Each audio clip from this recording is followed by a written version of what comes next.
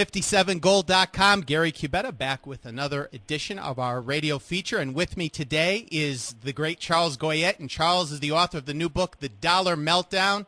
Charles, great to have you with us. Gary, it's good to talk to you again. Absolutely. What motivated you, besides what's going on in America today, to write a book about what's happening to our dollar?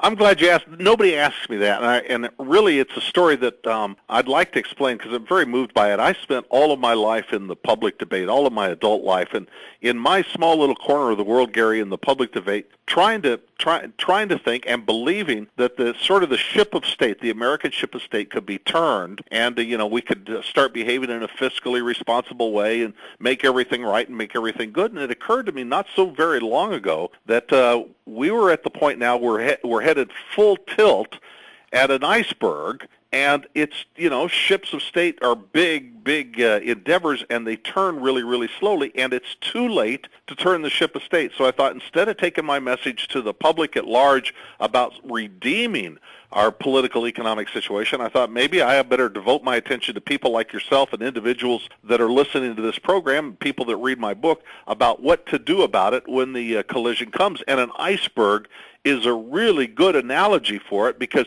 most of the problem is below the surface and not visible to ordinary observation.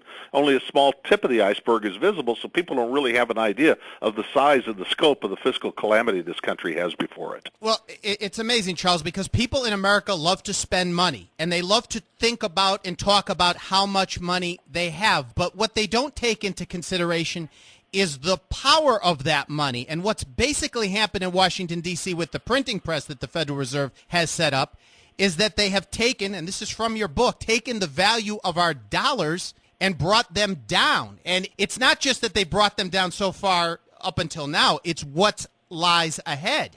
It really is. And, I'm glad you mentioned that, too, because I get in this debate. I was on CNBC fairly recently with a foreign currency trader, and I run into this all the time where people say, oh, no, the dollar is up against, a basket of currencies, or the dollar is up against the currency index, or the dollar is up against the euro.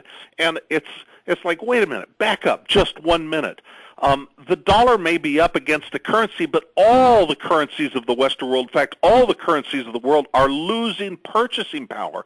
And it's purchasing power that matters. It's purchasing power that makes people get up and go to work every day for a paycheck, that makes people save money, and they're all losing purchasing power. So one may bob up and one may bob down, and the rate of descent of the ship may be at 19 degrees down one day and then 22 degrees the next, but it doesn't matter. The purchasing power of all